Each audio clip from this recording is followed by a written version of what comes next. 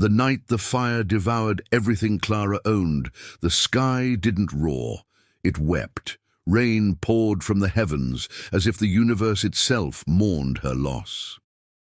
Clara stumbled down the empty street, her sneakers slapping wet asphalt, her backpack swinging heavily from her shoulder. She didn't cry.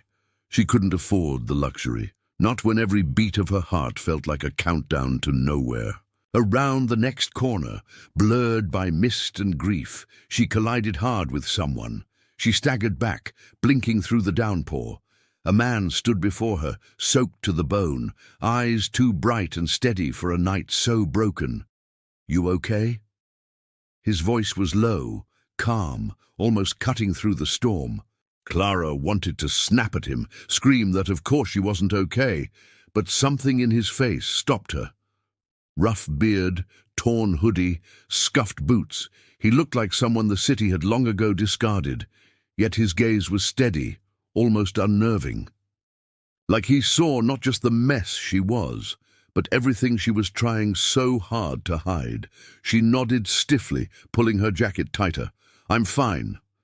He didn't move. Rain ran down his face, but he didn't even flinch. "You shouldn't be out here alone, not tonight." Clara felt her stomach twist. It sounded like a threat, but his voice wasn't threatening. It was concerned, genuine somehow. She should walk away. She should keep moving. But her legs wouldn't obey. Maybe it was the shock. Maybe it was the fact that she had nowhere to go. Maybe it was the strange, impossible safety she felt in that moment. "I don't have much choice," she muttered. The man's mouth twitched into something almost like a smile. "Neither do I." He hesitated, glancing down the alley where a faint, flickering light barely cut through the rain. "There's an old shelter down that way. Abandoned mostly. Roof still holds, though, better than staying out here." Clara squinted past him, seeing only shadows and the faint glow of dying neon. Every instinct screamed at her to decline. But where else would she go? A burned-down apartment offered less shelter than broken walls and a leaking roof. "Lead the way," she said, her voice rougher than she intended. Without another word, he turned, leading her through puddles and potholes to a squat, crumbling building half swallowed by vines. Inside, it smelled of mildew and old despair, but it was dry. He lit a tiny camping lantern, setting it on an overturned crate. Soft light revealed a few ratty blankets, a battered backpack, a pile of books that seemed strangely out of place. He shrugged off his hoodie, wringing it out absently. "Name's Liam." Clara hesitated before answering. Trust was not something she could afford either, but something told her he already knew that. Clara. Saying it aloud made her feel real again, somehow. "Thank you," she added, hating how small her voice sounded. Liam just nodded, moving to a corner to give her space. Minutes stretched into hours as rain drummed a steady heartbeat against the broken windows. Clara sat cross-legged near the lantern, warming her hands. She snuck glances at Liam when she thought he wasn't looking. He moved differently than other street people she'd seen. There was a quiet discipline in him, a way he folded a blanket or organized the books. Not habits learned, in desperation, habits carried from another life. "Rough night?" he asked without looking up. Clara barked a laugh that sounded like a sob. "You could say that." She hesitated, then added, "Lost my place. Fire." Liam nodded slowly, as if he'd been expecting it. "Loss is heavy, especially when it comes all at once." Clara found herself studying him more openly now. Who was he to speak about loss like that? He caught her gaze and held it, not challenging, but not flinching either. "Why are you here?" she asked before she could stop herself. Liam didn't answer right away. He leaned back against the crumbling wall, staring at the stained ceiling. When he spoke, his voice was so soft she barely caught it. "Looking for something. I lost. It should have ended there. Sensible people don't press strangers in abandoned buildings during storms." But Clara wasn't feeling very sensible anymore. "What did you lose?" This time Liam smiled, but it wasn't a happy smile. It was the kind that knew too much. Myself. The weight of the moment pressed down on her, heavier than the rain-soaked night. For the first time since the fire, Clara realized she wasn't alone. Not really. Two lost souls, trapped between the ruins of yesterday and the terrifying blankness of tomorrow. Together, but still oceans apart. She wrapped her arms around her knees and leaned her head back, letting the storm rage outside. Whatever happened next, she thought, it couldn't be worse than what she'd already survived. And maybe, just maybe, it would lead somewhere she hadn't yet imagined. Maybe the real danger wasn't in trusting a stranger. Maybe it was in never trusting anyone again. The storm had calmed by morning, but the city looked no kinder under a grey, washed-out sky. Clara woke to the sound of Liam packing up the little camp they had made. His movements were efficient, almost military, and for a moment she just watched him. She hadn't slept much, tossing and turning on the hard floor, but seeing him moving with such purpose made her feel strangely safer. It wasn't trust, not yet, but it was something close. "You don't have to go," she said before she could stop herself. Her voice was rough, her throat sore from the cold air, and maybe from all the things she hadn't said. Liam paused, turning to look at her with that steady, unreadable gaze. "Neither do you," he said simply. Clara pushed herself up, rubbing her hands together for warmth. "I don't exactly have options," she muttered. Liam shrugged, slinging his backpack over one shoulder. "You'd be surprised how many people stay stuck because they think they don't have choices," he said. Clara frowned at that. It sounded almost like a challenge. "And you'd be surprised how hard it is to believe in options when you've lost everything," she fired back. He didn't argue. He just nodded slowly, like he understood that truth better than she did. In the silence that followed, Clara felt the weight of it settle between them. Unspoken pain, shared but not yet named. They stepped out into the morning together. The rain had left the streets gleaming and empty, reflecting the skeletal frames of half-abandoned buildings. Clara hugged her jacket tighter around herself. Her stomach twisted with hunger, but she pushed the feeling down. First things first. Figure out where to go. Figure out who she was now that the life she'd built had turned to ash.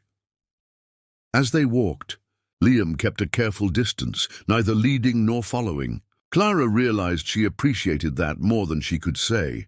Most people either pushed too hard or pulled too fast. Liam simply existed beside her, like an anchor she hadn't asked for but desperately needed. "I know a place," he said after a while, his voice low and even.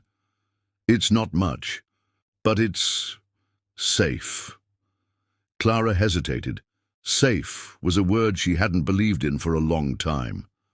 "Where?" she asked, wary.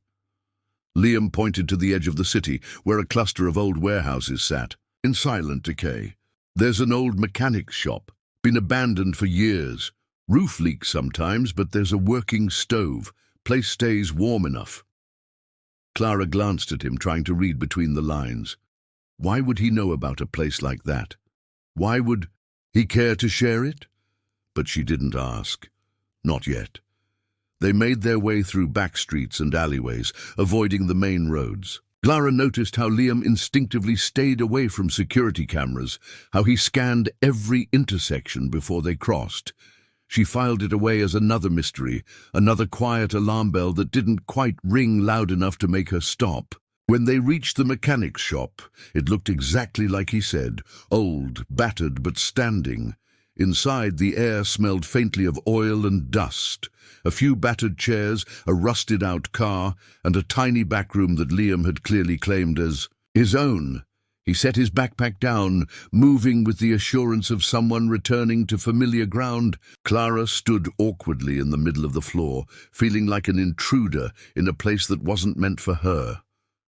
"You can stay here," Liam said, his voice so casual it almost masked the generosity of the offer.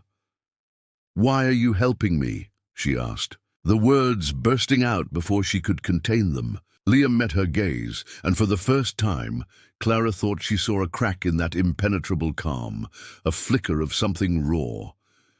"Because someone once helped me when they didn't have to," he said simply.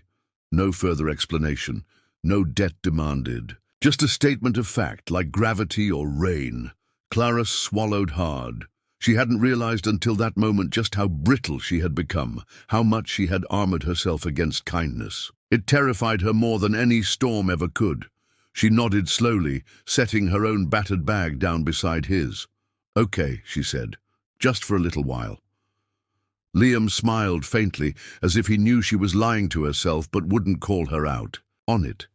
As the hours stretched on, Clara helped him clean the space, sweeping up dust and dragging old furniture into usable piles.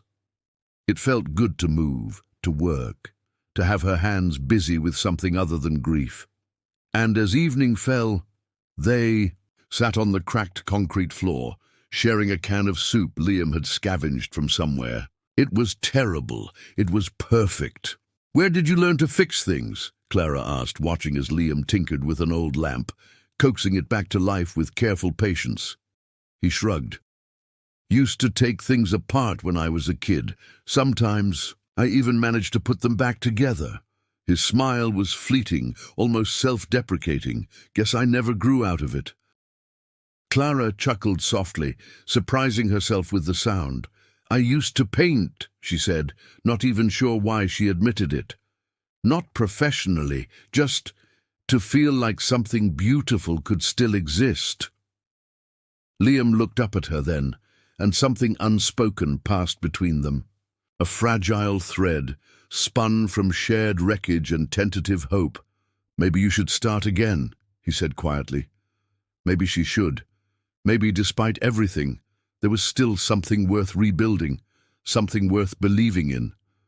Clara leaned, her head back against the wall, and closed her eyes, letting the warmth of the stove seep into her frozen bones. For the first time in what felt like forever, she allowed herself a sliver of hope.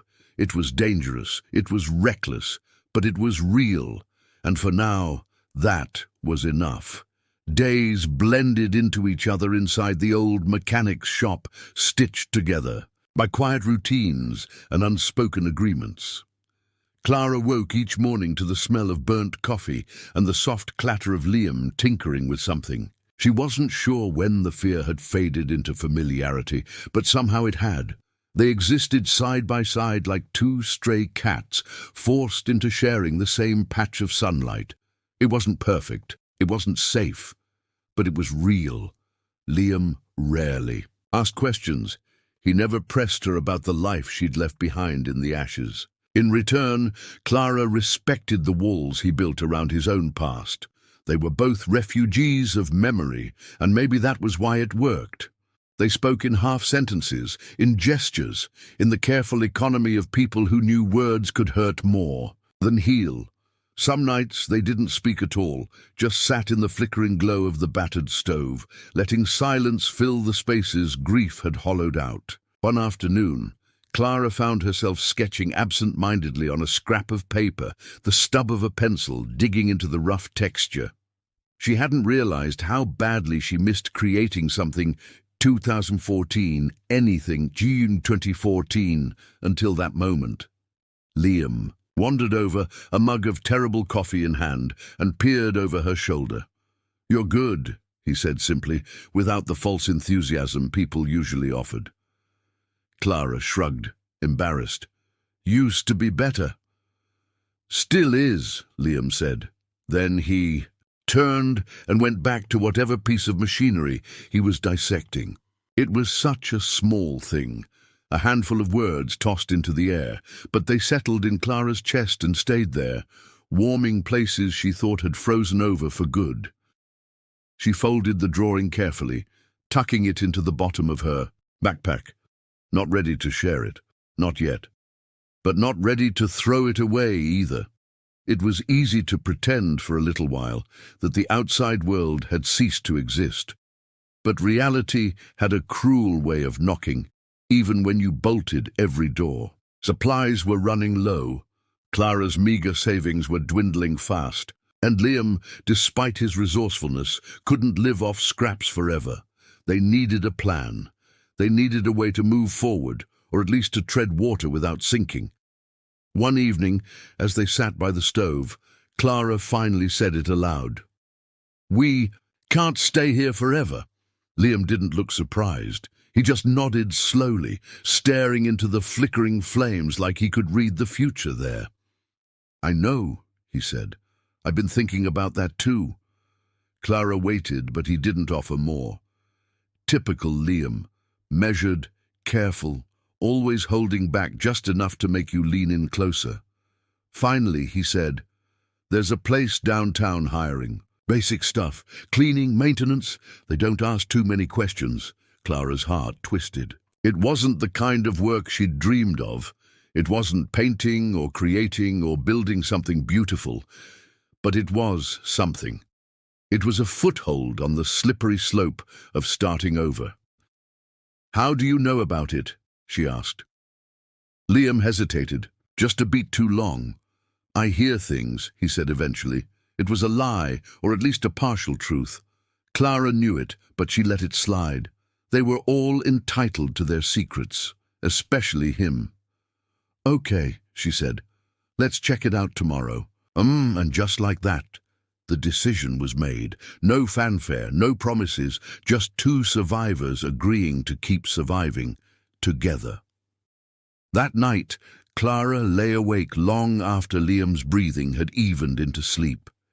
She stared at the cracked ceiling, tracing imaginary constellations between the water stains. Fear gnawed at her edges, fear of failing, fear of trusting too much, fear of losing again. But beneath it, stubborn and fragile, was something else, something she hadn't felt in months, maybe even years. Hope. Morning came grey and cold. Clara dressed quickly, pulling on the least torn jeans she owned and a jacket that barely kept out the chill. Liam was already awake, of course, fiddling with the broken toaster like he could will it back to life. He looked up when she entered, gave a short nod, and handed her a thermos. "Coffee, sort of," he said with a grimace. Clara smiled despite herself. They set out together, weaving through the city's forgotten veins. Clara noticed again how Liam moved U-2014, cautious, deliberate, always scanning their surroundings. She should have found it unsettling. Instead, she found it comforting. Like walking beside someone who saw all the dangers and chose to shield you from them anyway. Downtown loomed ahead, a different world of glass and neon and indifferent crowds. The building was unimpressive, a crumbling office complex on the edge of being condemned, perfect in its own way. Inside, a bored woman behind a folding table handed them clipboards without asking for IDs. Clara scribbled down fake references and tried not to think about how easy it was to lie when your whole life was already a fiction. When they finished, the woman said, "Show up tomorrow 6 a.m. sharp, don't be late." Outside, Clara let out a breath she hadn't realized she was holding. Liam looked at her, a hint of something almost like pride in his eyes. "First step," he said. Clara nodded, feeling the knot of anxiety loosen slightly. "First step," she echoed. It wasn't much. It wasn't the life she'd planned. But it was a beginning. And for now, that was enough. They walked back to the mechanic's shop as dusk fell, the city blurring into a smear of lights and motion. Clara glanced at Liam, at the easy way he slipped through the cracks of the world, and felt something shift inside her. Not love, not yet, but something quieter, something more dangerous, the beginning of belief. She pushed the thought away, focusing instead on the warmth of the thermos still in her hand. Tomorrow would come, whether she was ready or not. But for the first time since the fire, Clara thought maybe, just maybe, she would meet it head-on. The following morning, Clara rose before the sun, her body aching from the cold concrete floor, but her mind sharper than it had been in weeks. Liam was already up as she expected, his silhouette moving quietly through the dim interior of the shop. He handed her a battered sandwich wrapped in paper without a word. Gratitude flickered in her chest, but she tucked it away. Survival left. Little room for sentimentality. The streets were still soaked from last night's rain, and the air smelled faintly of gasoline and wet stone.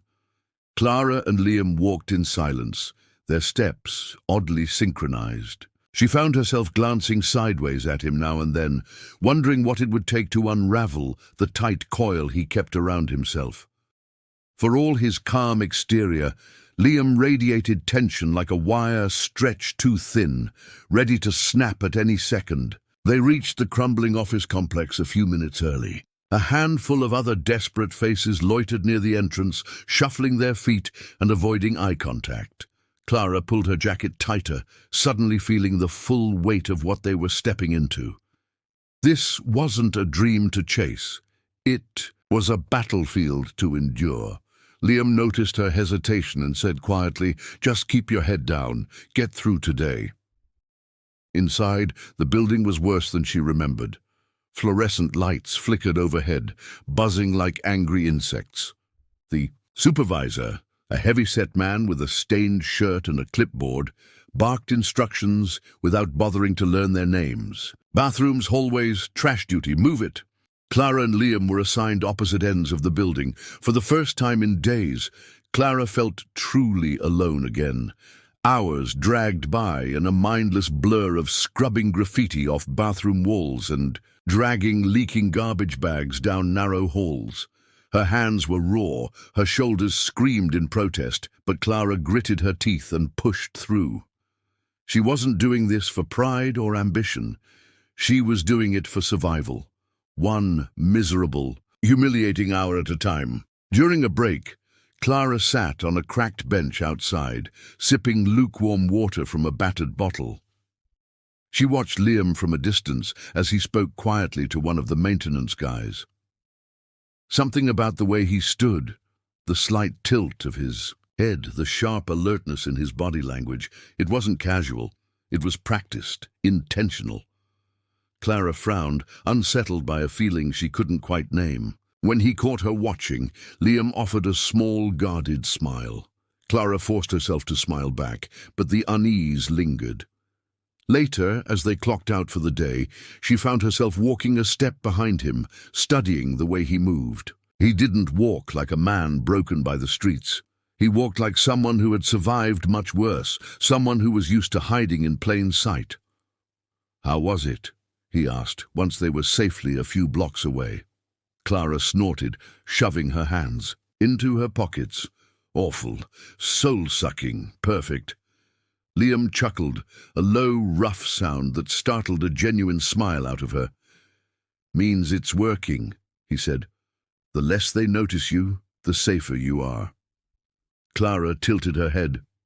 "You say that, like you have a lot of experience being invisible." For a heartbeat, something flickered in Liam's eyes, a shadow of something dark and broken. "Maybe I do," he said simply. No elaboration, no apology. Clara wanted to ask more, wanted to crack open the vault he kept around himself, but some instinct held her back. Trust was a fragile thing, and pushing too hard might shatter it completely. Back at the shop, exhaustion settled into Clara's bones like lead. She collapsed onto an old couch Liam had dragged in from somewhere, letting the day's filth seep into the fabric. Across the room, Liam fussed with the stove, coaxing it back to life with a stubborn patience that would have been funny if Clara weren't so tired she could barely see straight. "You ever think about leaving?" she asked suddenly, surprising even herself. Liam didn't turn around. He kept feeding wood into the stove, methodical and precise. "Every day," he said. His voice was so soft it almost disappeared into the crackle of the flames. "But running only gets you so far. Eventually, you have to decide what you're running toward." Clara stared at the ceiling, her mind spinning, running toward something. She hadn't thought about it that way before. Until now, survival had been about running away from the fire, from the fear, from the ache of losing everything. But what if there was something worth running to? The idea was terrifying and intoxicating. Later that night, when the shop was quiet except for the distant hum of the city, Clara sat at the makeshift table and pulled out her sketchpad. Her fingers ached, but she forced herself to draw anyway. Jagged lines, rough shapes, a skyline bleeding into stars. She wasn't sure what it meant yet. Maybe nothing, maybe everything. Liam watched her from his corner of the room, his expression unreadable. He didn't say anything. He didn't have to. Some moments didn't need words. Some moments were too heavy for them. Clara kept drawing until her hand cramped and her eyes blurred, chasing a feeling she hadn't dared believe in for far too long, the feeling that maybe, just maybe, she still had a future. And somewhere deep inside her, where grief and hope collided like storm clouds, Clara realized something else.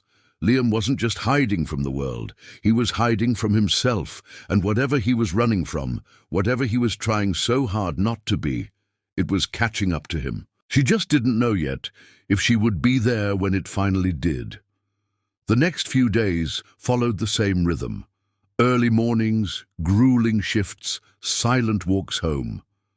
Clara lost track of time, measuring life in coffee-stained thermoses and sore muscles. Liam remained her steady, silent companion, a presence as constant as the city's cold breath against the crumbling buildings. It should have been enough, but something gnawed at her, relentless and sharp. She was beginning to see too much, and Liam, no matter how careful he was beginning to slip. It started small, a name muttered in his sleep, one she didn't recognize. A scar on his side that looked suspiciously like a bullet wound when he bent over to fix the stove one night. Clara pretended not to notice, but she noticed everything. Liam's watchfulness, the way he tensed whenever sirens wailed nearby, how he always sat facing the door. Survival instincts, yes, but honed far sharper than any ordinary man could claim. One evening after work, they passed a newspaper stand, and something strange happened. Liam flinched just for a second. His whole body stiffened as his eyes caught on a front-page headline. Clara's gaze followed his and froze. It wasn't the headline that mattered, it was the photograph. A man, impeccably dressed in a dark suit, smiling tightly at a press conference. His face was cleaner, sharper, but the eyes, God, the eyes were unmistakable. Clara's breath hitched, but she forced herself to keep walking, pretending she hadn't seen. Liam didn't say a word, neither did she, but inside questions roared louder than the city itself. Who was he, really? And what the hell was he running from? Back at the shop, Clara could barely sit still. She cleaned surfaces that didn't need cleaning, folded blankets already folded, anything to burn off the nervous energy coiling in her chest. Finally, she couldn't stand it anymore. "Liam," she said, voice trembling slightly. He looked up from where he was fiddling with a broken radio, his expression carefully neutral. "Yeah?" Clara hesitated. Pushing was dangerous, but so was staying silent. "If there's something I should know, if there's something that could put me in danger, you have to tell me." For a long moment he said nothing. The only sound was the crackle of the small fire and the distant thrum of traffic outside. Then Liam set down the radio with deliberate care. "You're not in danger," he said. "Not from me." His voice was steady, but his hands betrayed him, clenching slightly before he tucked them into his pockets. "That's not what I asked," Clara pressed, hating the way her voice cracked. "I saw you look at that newspaper. I saw your face." Liam's jaw tightened. He stared at the floor, shoulders tense.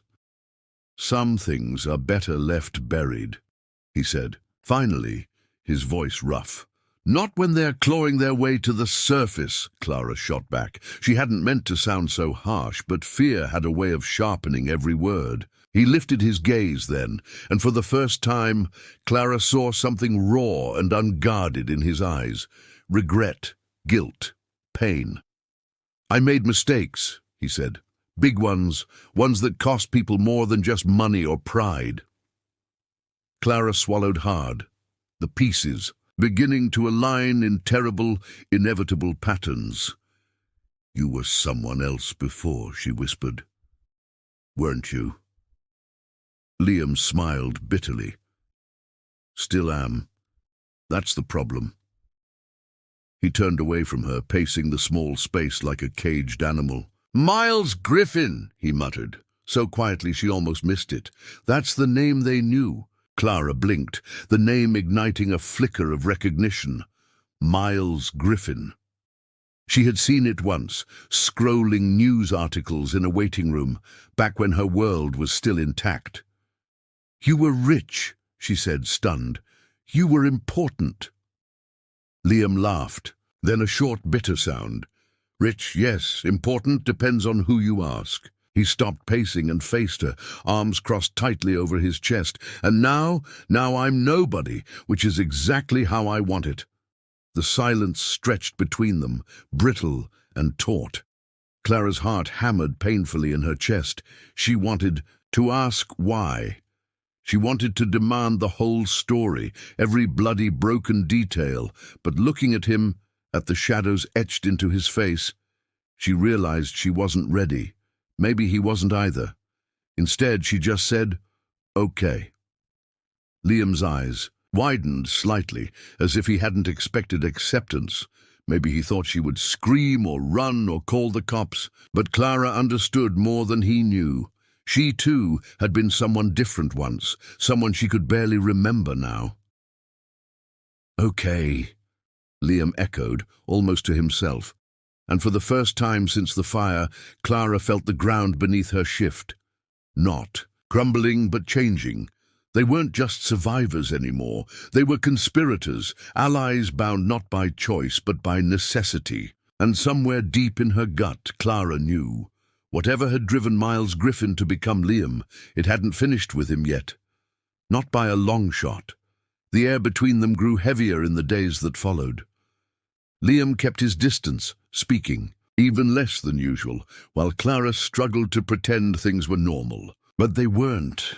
Every time she looked at him now, she saw not just Liam the drifter, but Miles Griffin, the man with a history written in headlines she hadn't dared read. She found herself waking in the middle of the night, heart pounding, as if waiting for the past to break down their door. Despite everything, they still went to work every morning.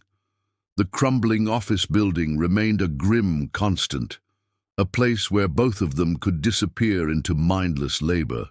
But Clara noticed how Liam moved differently now, more cautious, more alert, as if some invisible clock had started ticking louder, counting down to a moment neither of them could stop. She wondered if he felt it too, the inevitability. One afternoon, a new supervisor showed up.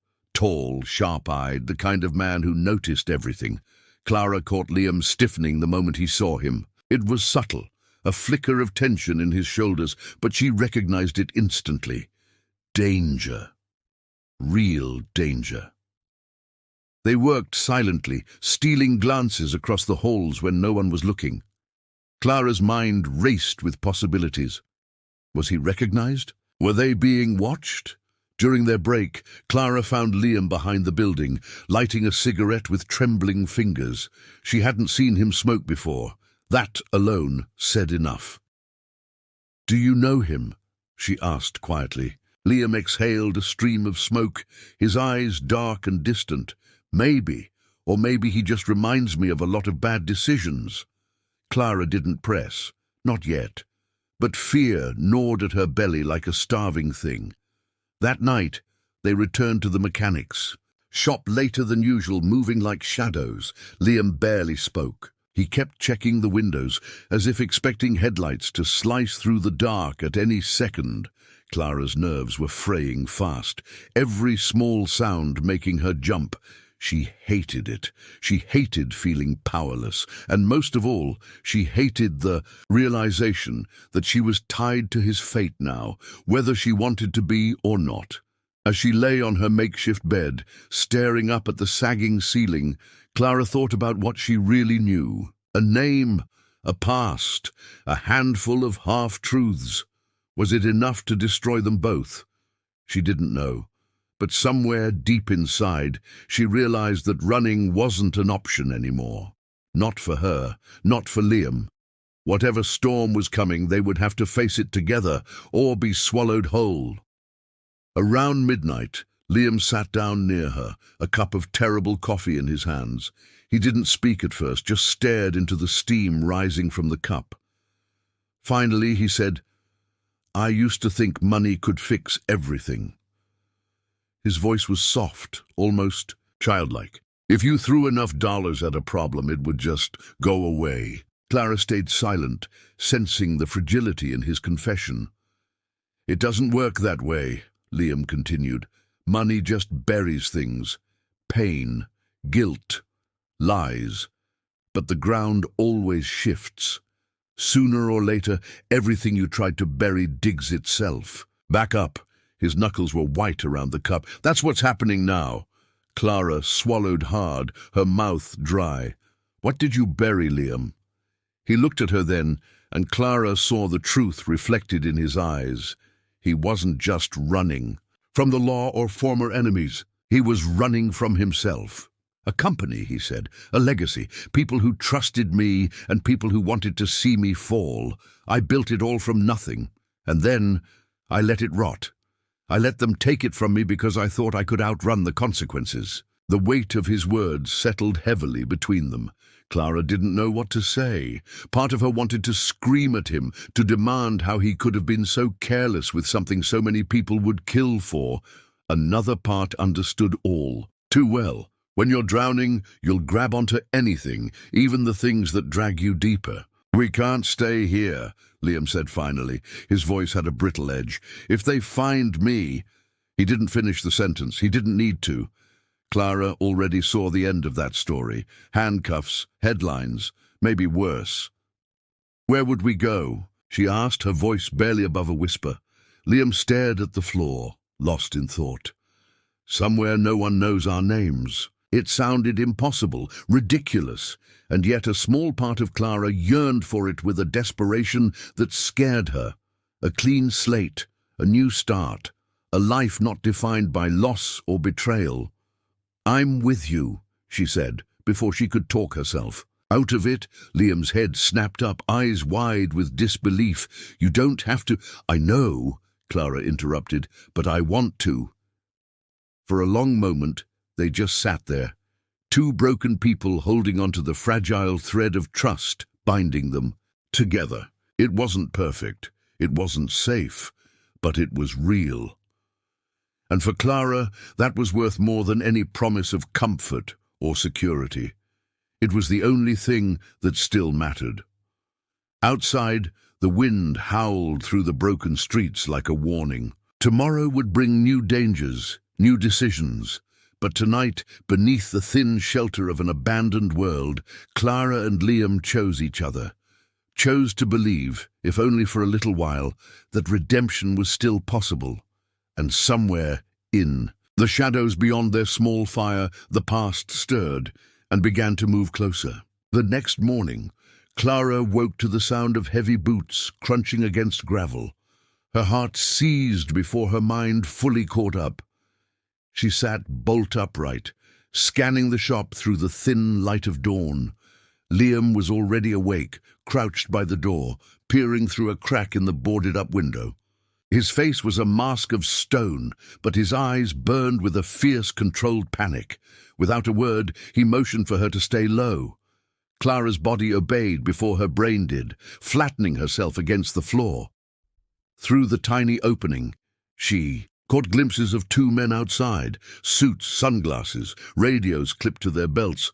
They moved with purpose, like hunters closing in on wounded prey. Liam cursed under his breath, so softly she almost missed it. "They found me," he whispered. Clara's blood ran cold. Everything they had built, this fragile, makeshift life, was about to collapse. "What do we do?" she mouthed. Liam's mind was already moving faster than hers. He grabbed their two bags, pre-packed she realized now, and shoved a small folded map into her hand. Back exit. 2 blocks west. I'll draw them away. She shook her head frantically. No! Trust me, he said, voice firm but pleading. Before she could argue, Liam slipped out the front, moving fast and low like a shadow born from the concrete itself. Seconds later, Clara heard a crash, a shouted order, and the pounding of boots chasing after him. She clutched the map against her chest and bolted for the back door, lungs burning, heart thundering. Every instinct screamed at her to turn back, but she ran. The streets blurred around her, a smear of grey and noise.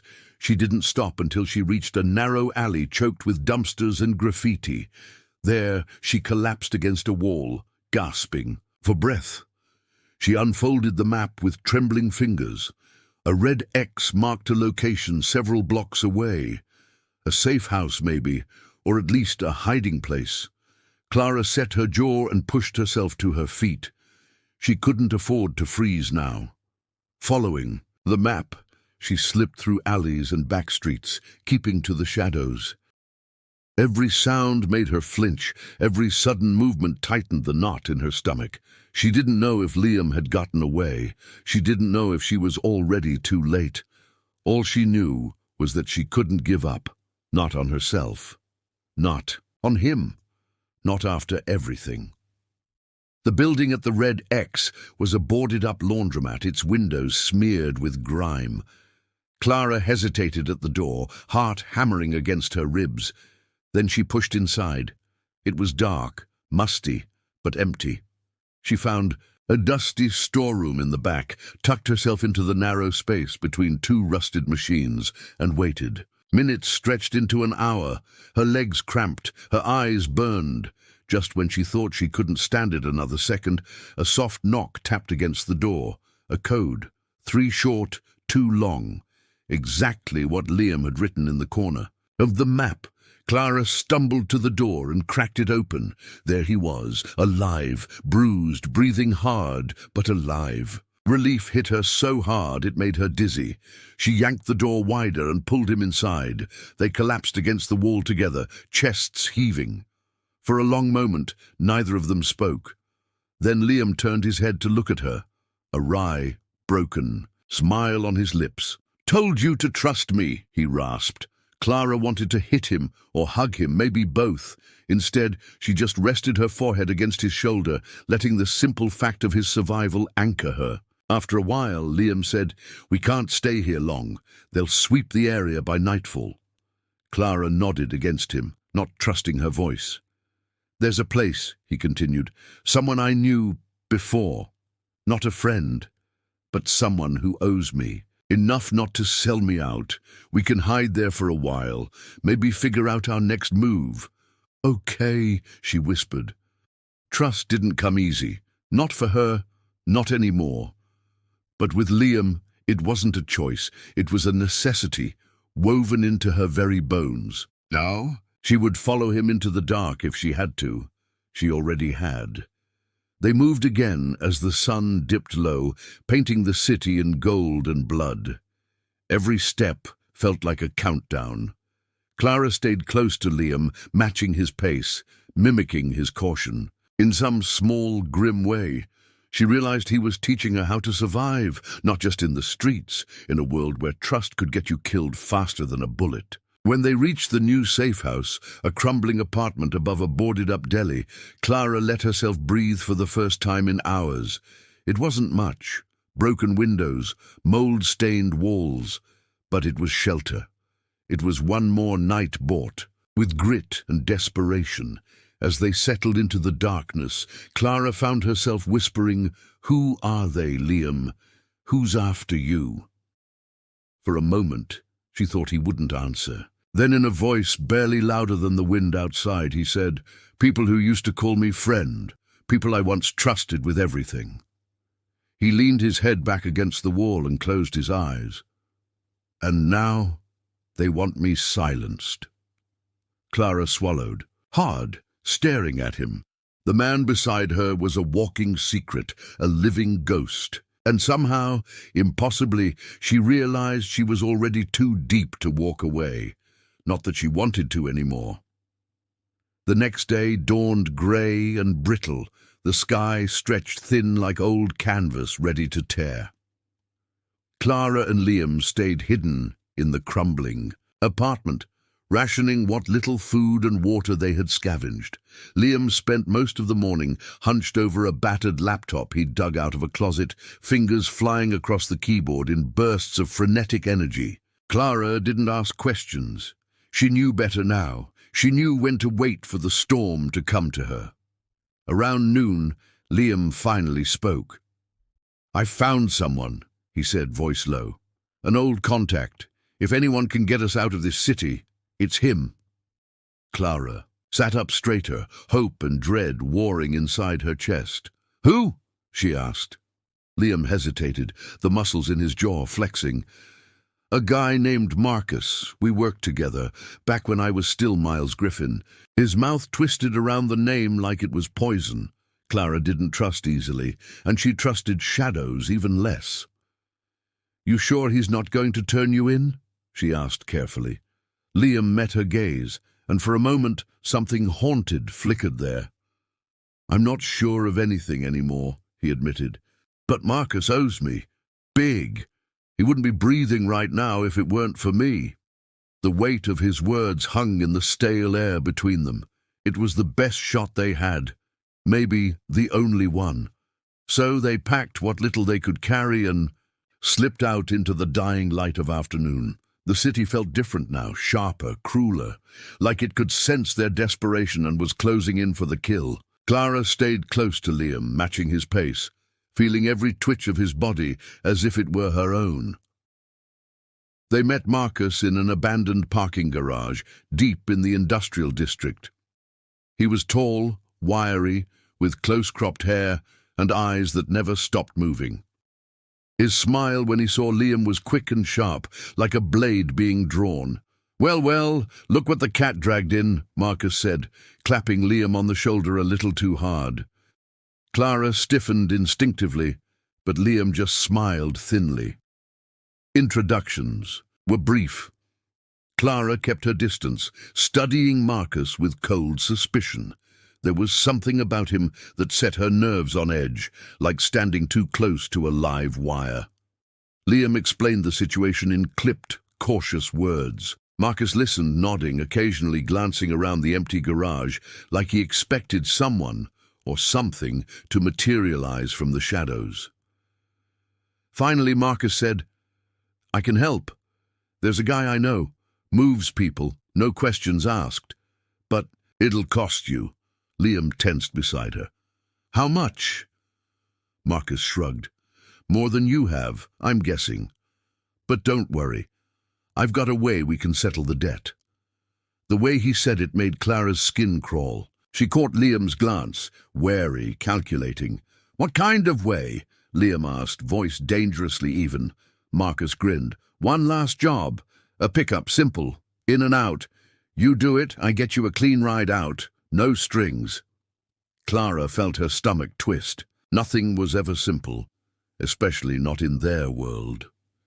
She opened her mouth to protest, but Liam squeezed her hand lightly, a silent plea for patience. They agreed to meet Marcus the next night to get the details. As they walked back through the city's hollow veins, Clara exploded. "You can't seriously trust him," she hissed. Liam didn't even slow down.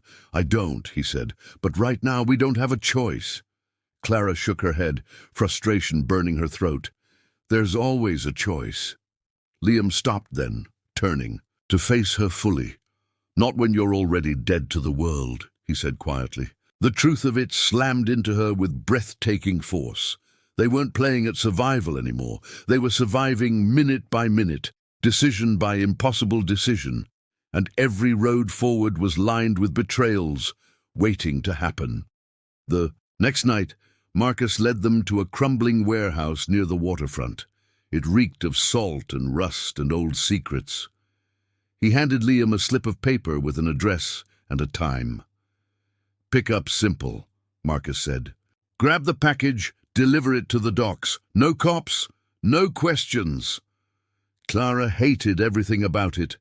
The vagueness, the casual cruelty in Marcus's grin. but she stayed silent. They split up to avoid attention. Liam went to retrieve the package, while Clara stayed hidden near the docks to wait. The minutes dragged like years. Every sound made her heart lurch into her throat.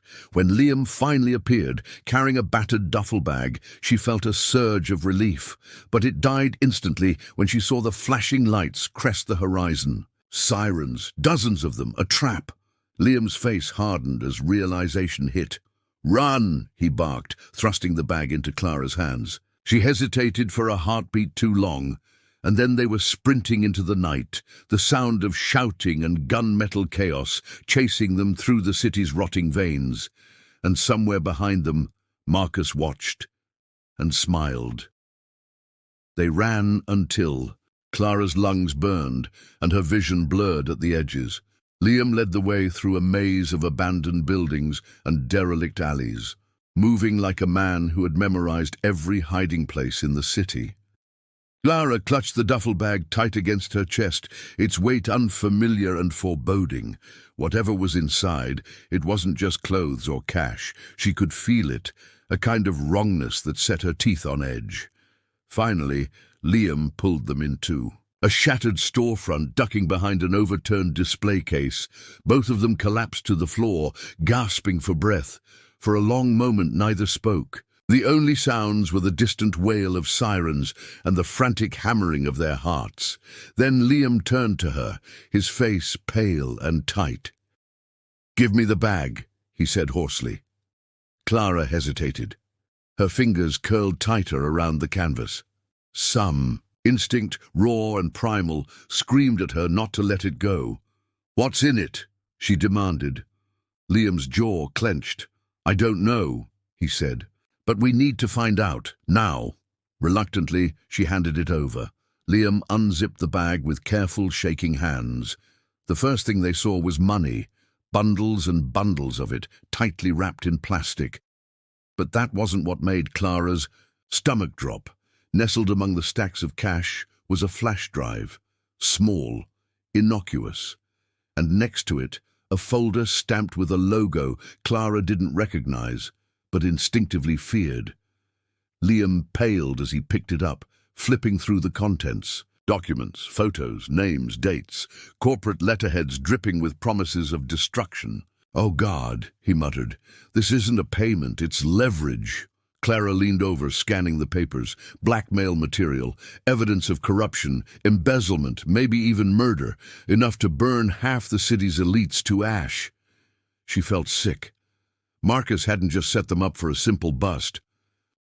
He'd made them mules for a war far bigger than they realized, and now they were carrying the match that could light the whole thing ablaze. "What do we do?" Clara whispered, her voice trembling. Liam closed the folder with a snap, shoving it back into the duffel. "We disappear," he said grimly. "Now!" But it was already too late. Tires screeched outside. Heavy boots pounded pavement. Clara's body froze, adrenaline flooding her veins. They were trapped, caged like rats. Liam grabbed her hand. "Follow me," he hissed, dragging her toward a crumbling service entrance at the back of the shop.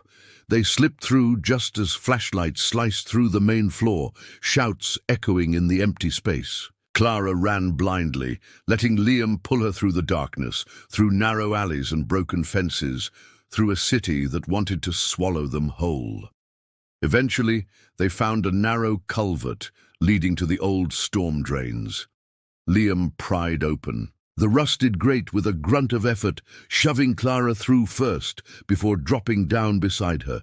The air was damp and foul, but it offered precious cover. They stumbled through the tunnels, the bag weighing heavier with every step, until finally Liam deemed it safe enough to stop. They collapsed against the slimy wall, gulping in ragged breaths. Clara clutched the duffel like a lifeline. Terror and disbelief warring inside her. This could ruin people," she gasped. "This could kill us." Liam nodded grimly. "Exactly. That's why Marcus wanted it off his hands, why he wanted us caught holding it." Clara pressed her palms against her temples, trying to think. Every option was terrible. They couldn't go to the police. They couldn't trust anyone, and keeping the evidence was a death sentence. "There has to be someone," she muttered. "Someone we can trust." Liam's laugh was hollow. "Trust is a luxury we don't have anymore." Silence pressed down on them, heavy and suffocating. Clara closed her eyes, trying to remember a time when life made sense, when danger wasn't lurking around every corner. She came up empty. "So what now?" she asked, her voice barely audible. Liam stared at the duffel as if it were a ticking bomb. "Now," he said, "we decide whether we fight back." Clara looked at him, really looked at him, and realized something fundamental had shifted. Liam wasn't running anymore. He was done hiding. The man who sat beside her now was something fiercer, more dangerous. He wasn't Miles Griffin. He wasn't Liam the Drifter. He was something new, something reborn from the ashes of betrayal. And somehow Clara knew. If she chose to stand with him, there would be no going back, only forward into the fire. The storm drain emptied them into a derelict part of the city, a skeleton of what once was, all rust and forgotten dreams. Clara followed Liam through the ruins, the duffel bag clutched tightly in her arms. Her body screamed in protest, her mind reeled from everything they had learned. But she kept moving, because stopping meant dying, and she wasn't ready to die. Not yet. They found temporary shelter in the basement of an abandoned library. Dust and decay clung to every surface, but it was dry and, for now, hidden. Liam lit a small fire in an old metal trash can, casting flickering shadows across the cracked stone walls. Clara watched him move, noting the quiet efficiency, the hard set of his jaw. He wasn't just surviving anymore. He was preparing for war. Once they were settled, Liam pulled out the folder from the duffel bag and began sorting through the documents. Clara knelt beside him, heart pounding as she skimmed the names. Politicians, CEOs, judges. It read like a who's who of the city's elite. "They'll do anything to protect this," she said quietly. Liam nodded, his face grim. "Anything, including killing us." For a long time, neither of them spoke. The fire crackled, an impatient heartbeat against the silence. Finally, Liam said, "We can't keep running. They have resources, eyes everywhere. Sooner or later they'll catch us unless we hit them first." Clara swallowed hard. The idea terrified her. Fighting back meant exposure, meant risk, meant everything they had left to lose. "How?" she asked, her voice shaking despite herself. Liam spread out a few of the papers, pointing to a handful of names. "We start by leaking pieces of this, not all at once, just enough to make them panic, to make them doubt each other." Clara stared at the papers, bile rising in her throat. "If we screw this up—" "We won't," Liam said sharply. "We can't." The plan formed quickly, born of desperation and necessity. They would release key documents anonymously to the press, enough to ignite suspicion, to force investigations, to put their enemies on the defensive. If the powerful were too busy fighting each other, they wouldn't have time to hunt two fugitives. It was a long shot, a desperate gamble, but it was all they had.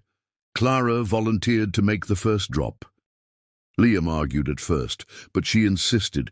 "They know your face," she said. "Mine's just another nobody." The truth of it hurt, but it also gave her an advantage. She was invisible, forgettable, exactly what they needed. She memorized the route to a public library across town, where she would use a secure computer to send the files. The night before the drop, neither of them slept much. Clara lay awake on the cold stone floor, staring at the fractured ceiling, listening to Liam breathe. Fear coiled tight in her gut, but beneath it was something else. Resolve. For the first time in months, she wasn't running from her past. She was running toward something, toward a fight she chose, toward a future she might actually deserve. Before dawn, Liam pulled her aside. "If anything happens," he started, but Clara cut him off with a fierce look. "Don't," she said. "We either make it together or we don't make it at all." Something flickered in his eyes then, something raw and unguarded. He nodded, squeezing her hand briefly before letting go. The city was still asleep when Clara slipped out, moving through the empty streets like a ghost. Every shadow felt like a trap. Every passing car made her flinch, but she kept moving, one step at a time, one breath at a time. The library loomed ahead, dark and silent, its windows staring blankly into the dawn. Clara hesitated only a second before slipping inside. The old computers were slow, clunky, but functional. Clara inserted the flash drive with trembling fingers, uploading the first batch of documents to a dozen anonymous emails, scattered across different news outlets. She worked fast, heart-hammering, palms slick with sweat. Every second felt like a lifetime. Finally, the progress bar reached 100%. Done! She yanked the drive free, wiping the keyboard clean of prints, and bolted for the door. As she stepped into the grey light of morning, a cold certainty settled over her. There was no undoing what she had done. The first shot had been fired, and the war they had tried so hard to avoid was now fully underway. She found Liam waiting for her a few blocks away, his posture tense until he saw her. Relief softened his features for a fleeting moment. "You did it," he said, awe and fear mingling in his voice. Clara nodded, too exhausted to speak. She leaned against him, feeling the tremble in his body mirror her own. They stood there for a moment, two fugitives against the endless expanse of a city ready to devour them. The future was uncertain. The risks were deadly. But for the first time, Clara felt something fierce and stubborn bloom inside her. Hope. The fallout hit faster than Clara had imagined. By noon, news outlets buzzed with leaked documents, headlines flashing accusations that toppled like dominoes: corruption, bribery, scandal. The city trembled under the weight of its own filth exposed to the light. Liam watched the television. Through a cracked store window, lips pressed into a thin line. "It started," he said grimly. Clara stood beside him, heart hammering. She should have felt victorious. Instead, she felt hunted. Already there were rumors, whispers of unknown parties offering massive rewards for any information leading to the source of the leak. Liam squeezed her arm lightly. "We have to move. Now." She nodded, pulse roaring in her ears. They slipped into the crowd, swallowed by the chaos they had unleashed. Their safe house was compromised within hours. Liam spotted unfamiliar figures loitering near the entrance, pretending to check phones, pretending not to look too hard. Professionals. Clara barely dared to breathe as they slipped past unnoticed, disappearing into the city's bowels. The game had changed. They weren't just running anymore, they were targets. Hiding became harder with every passing hour. Streets once forgotten now buzzed with restless tension. Clara felt eyes everywhere, real or imagined. Every alley reeked of betrayal. Every whisper seemed sharpened into a blade. "We need a new plan," she gasped as they ducked into an abandoned subway station. Liam nodded, scanning the darkness with sharp eyes. "We need help," he said, surprising her. Liam rarely trusted anyone. It went against everything he had become. But desperation left little room for pride. "I know someone," he added reluctantly, "an old journalist. Used to be one of the good ones before they bought him off." Clara raised an eyebrow. "And you think he'll help us now?" Liam gave a bitter smile. "If the price is right." They found a dusty payphone, and Liam dialed a number from memory. The call was brief, tense. Directions were exchanged, but no promises made. Clara followed Liam across town, their footsteps blending into the frantic pulse of a city teetering on the edge. The meeting point was a crumbling bar near the docks, the kind of place where hope went to die. Inside, the bar stank of stale beer and old regrets.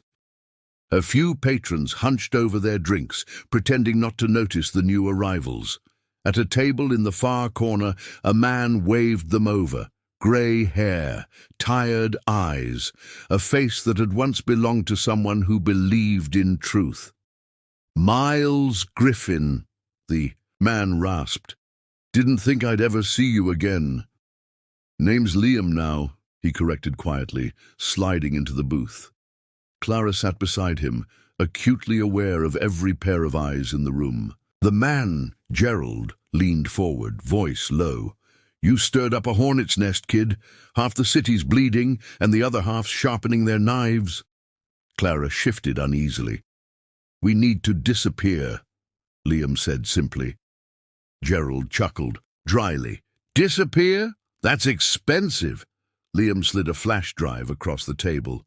"Proof of worse things than what's hit the news. You help us vanish, you get this. Exclusive." Gerald stared at the drive like it was a ticking bomb. Then he pocketed it with a slow nod. "You're crazier than I remember, but yeah, I'll help." Arrangements were made in whispers. New IDs, transport out of the city.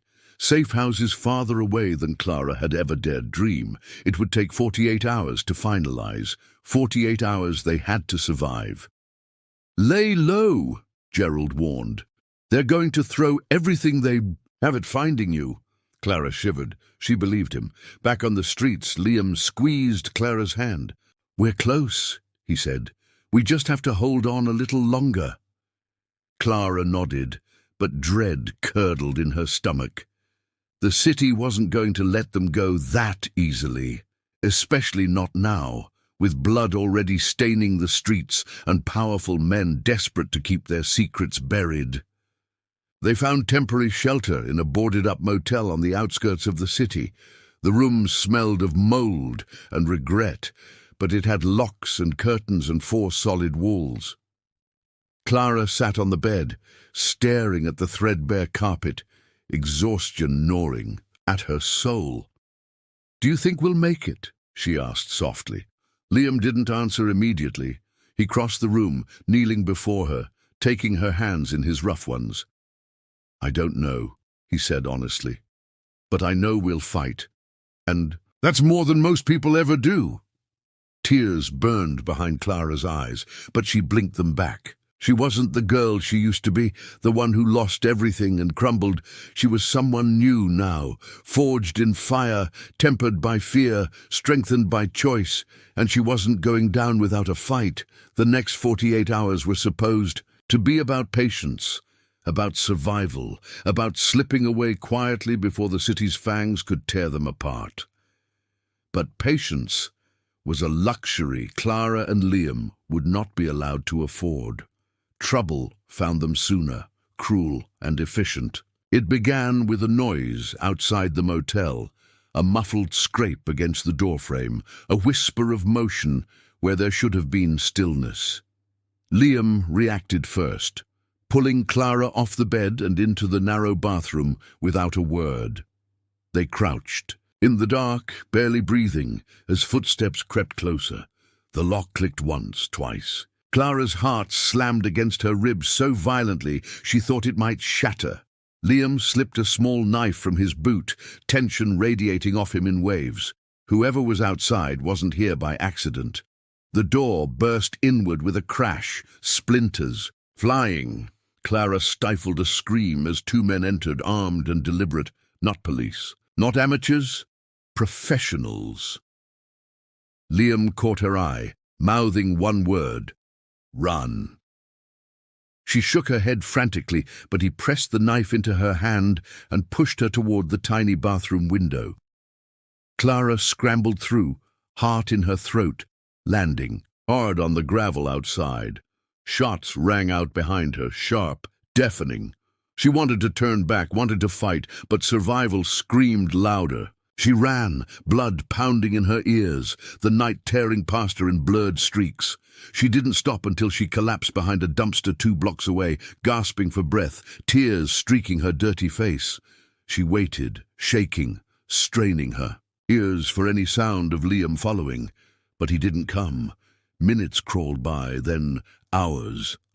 Clara stayed hidden, paralyzed by fear and guilt. When she finally mustered the courage to creep back toward the motel, it was a smoldering wreck. Fire trucks, police barriers, a crowd of gawkers kept at bay by flashing blue lights. Clara's stomach twisted painfully as she scanned the scene. No sign of Liam, no sign of anything but destruction. She wandered the outskirts like a ghost, her mind blank with horror.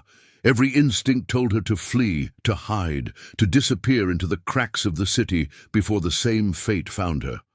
But she couldn't leave, not without knowing, not without him. So she waited, shivering in an alley, until most of the emergency crews left. Then she slipped closer. The smell of burned plastic and wet ash clawed at her throat. The motel room was unrecognizable. Blackened walls, melted fixtures, a silent graveyard of shattered lives. Clara picked through the debris with trembling hands, searching for any sign, a scrap of cloth, a boot, anything. Instead, she found something worse, Liam's necklace, half melted, buried under a charred beam. Her legs gave out. She crumpled to the ground, the necklace clutched against her chest, sobs racking her body. He was gone. The city had taken him, chewed him up, and spat out ashes. Rage flared inside her, hot and wild and devastating. She wanted to scream, to tear the sky apart. Instead, she pressed the necklace to her lips and swore an oath she didn't know she was capable of. She would finish this. For him, for herself, for every piece of their stolen future. Staggering to her feet, Clara wiped her face with the back of her hand. Grief coiled tight around her, but she forced herself to think, to plan. She still had the final flash drive Liam had given her, the real weapon, the one that could topple, not just the monsters chasing them, but the system that had created them. She wasn't strong enough alone, but strength wasn't the point anymore. Purpose was.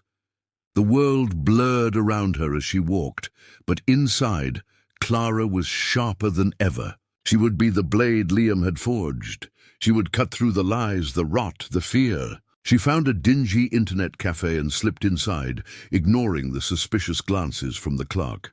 Every step felt impossible, but she took it anyway, because giving up was no longer an option. Sitting at a battered terminal, she connected the flash drive and stared at the folders sprawling open on the screen. Names, transactions, crimes, proof, enough to burn everything down. Clara's hands hovered over the keyboard, trembling. She could send it all now, expose the whole rotten empire. It wouldn't bring Liam back, it wouldn't undo the pain, but it would matter. She hesitated only a second longer.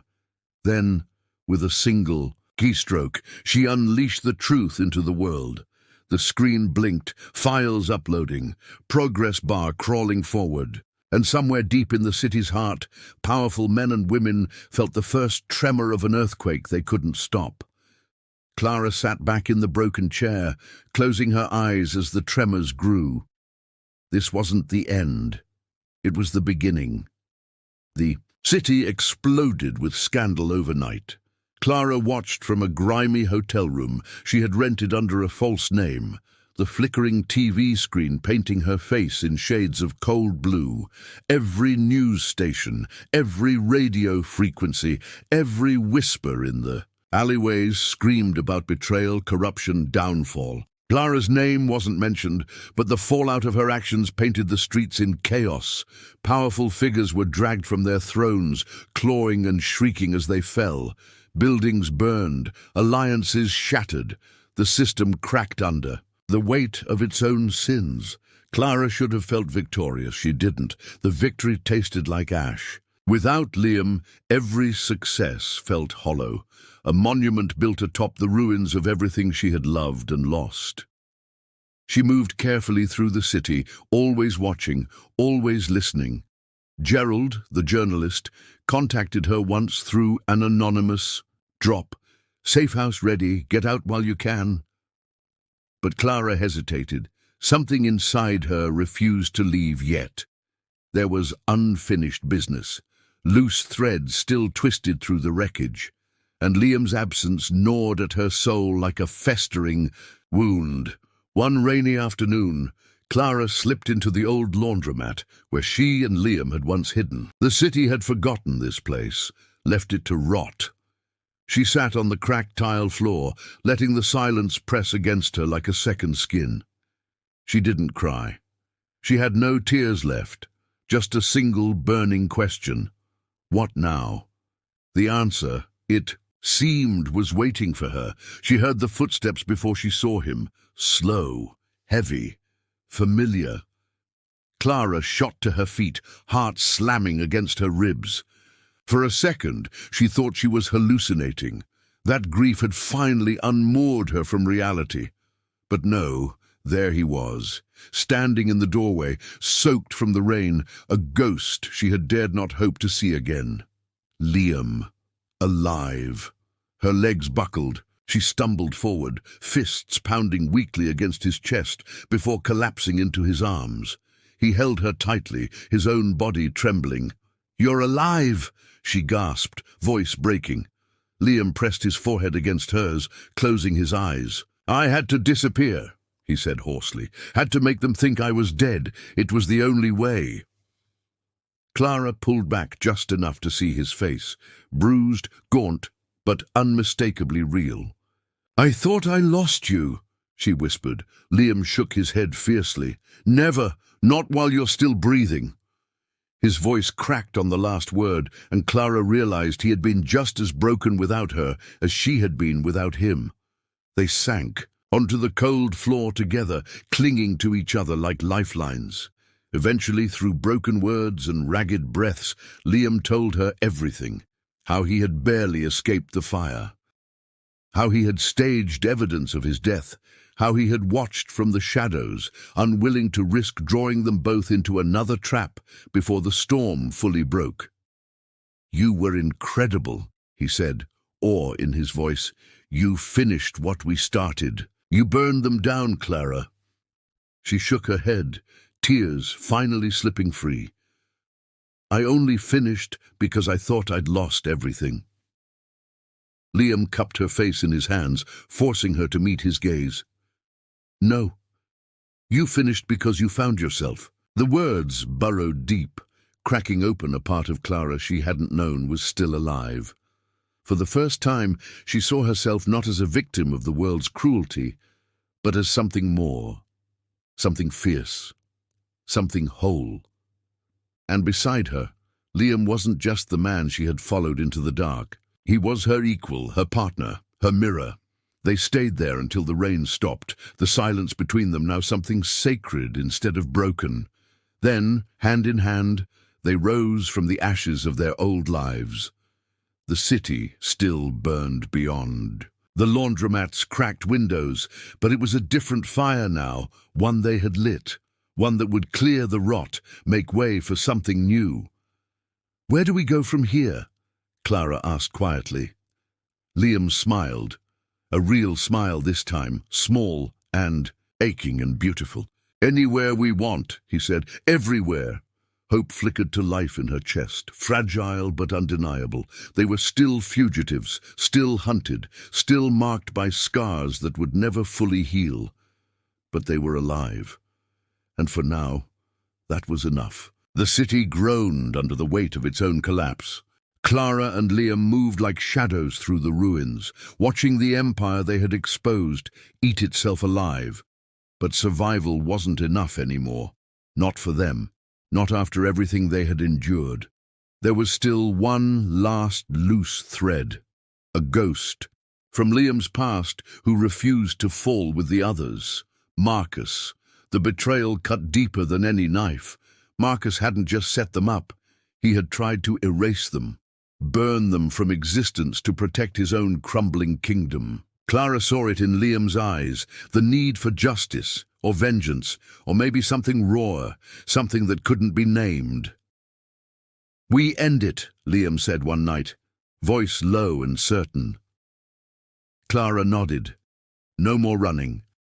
They found Marcus holed up, in one of the city's last untouched strongholds, a glass tower that still clung stubbornly to its illusions of power.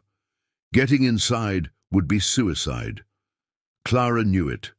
Liam knew it, but they had come too far to back down. They spent days studying the patterns, the guards, the weak spots. Every step was a gamble. Every breath could be their last. On a rain-slick night they made their move. Clara slipped into the service entrance dressed as cleaning staff, nerves coiled tight under her skin. Liam followed a few minutes later, posing as a courier. Their fake IDs were flimsy shields against a building designed to repel everything they represented. But desperation had a way of sharpening the mind. They rendezvoused on the 32nd floor, hearts pounding. Clara could barely believe how calm Liam looked, as if he had finally found peace in the chaos. "Ready," he whispered. She nodded, forcing air into her lungs.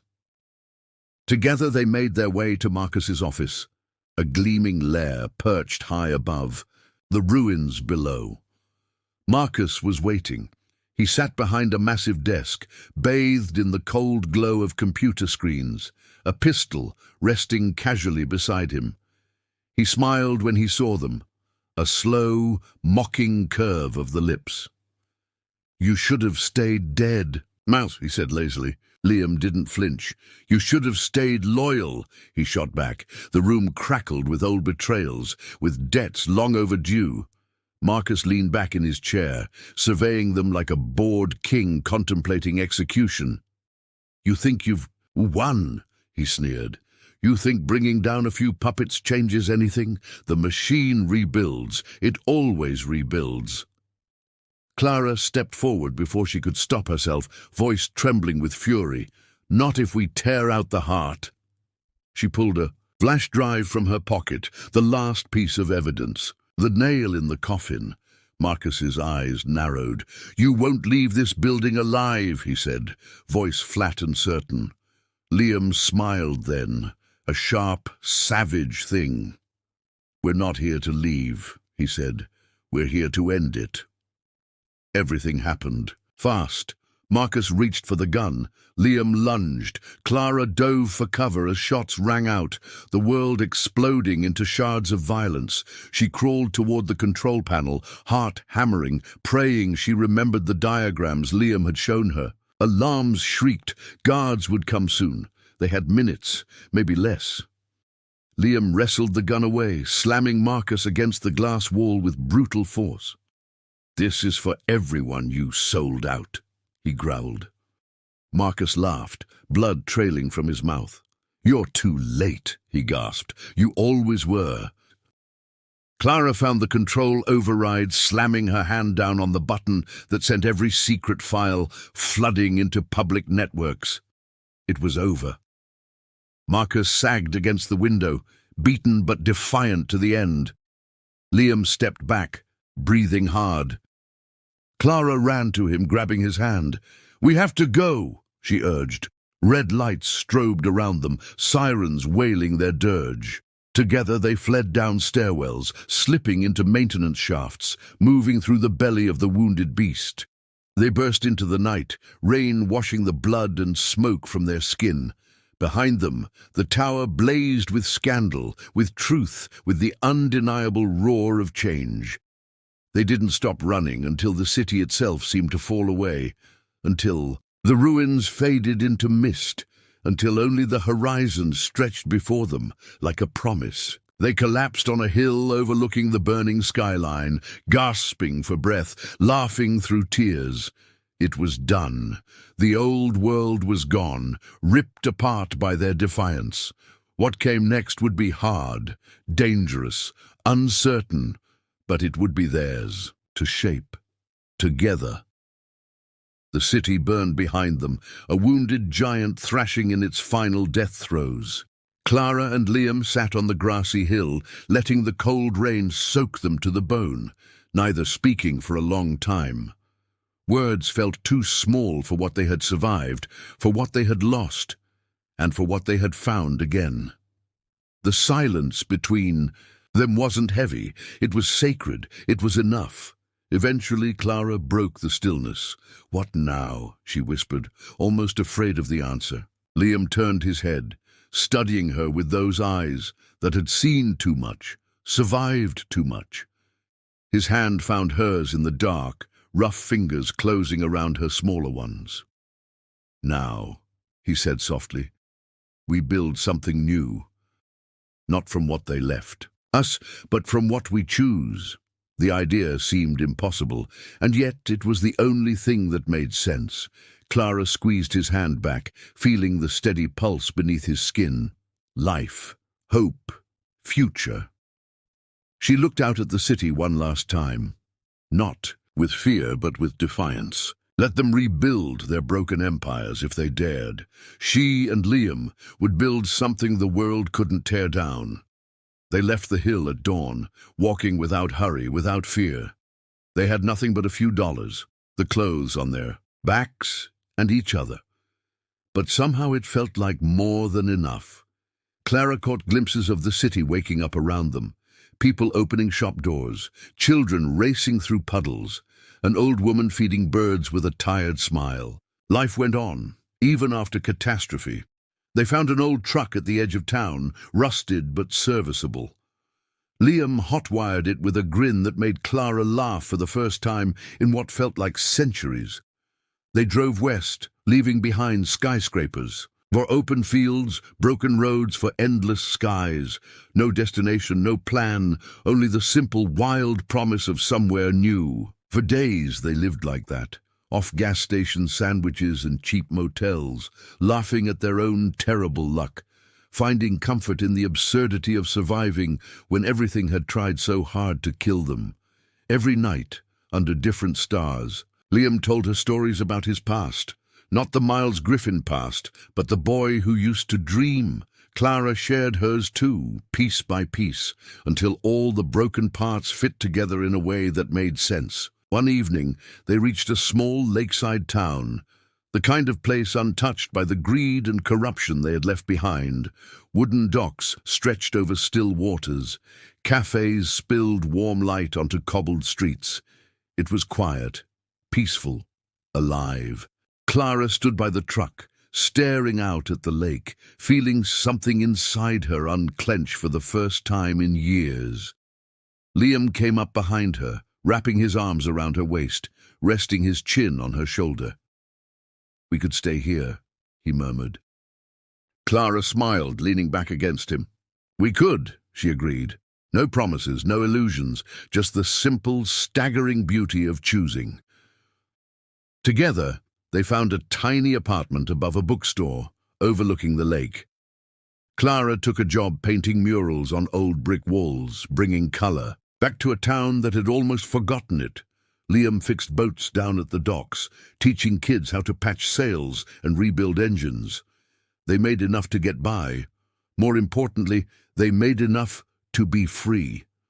Some nights Clara still woke screaming, memories clawing at her mind.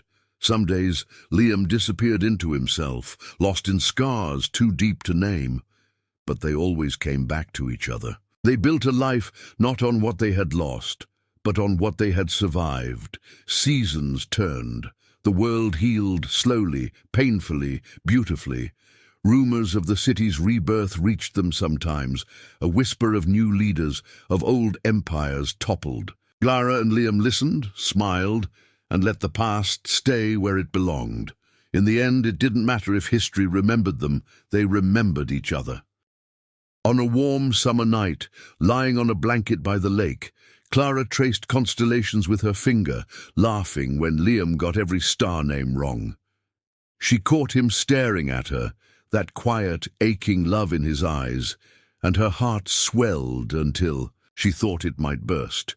"You saved me," he said simply.